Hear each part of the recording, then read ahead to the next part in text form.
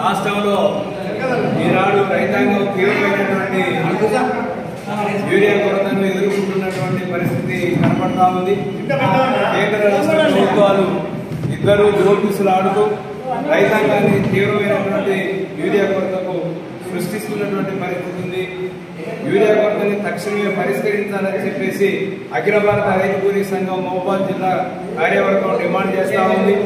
నేడు రాష్ట్రంలో సొసైటీల ముందు రైతులు చెప్పులు పెట్టుకొని లేదా ఆధార్ కార్డు పెట్టుకొని పని జడగొట్టుకొని రోజుల కొద్దీ ఇవాళ నిలబడుతున్నటువంటి పరిస్థితి ఉంది. అయినా కానీ ఈ పాలకవర్గ ప్రభుత్వాలు పట్టించుకునేటువంటి పరిస్థితి లేదు.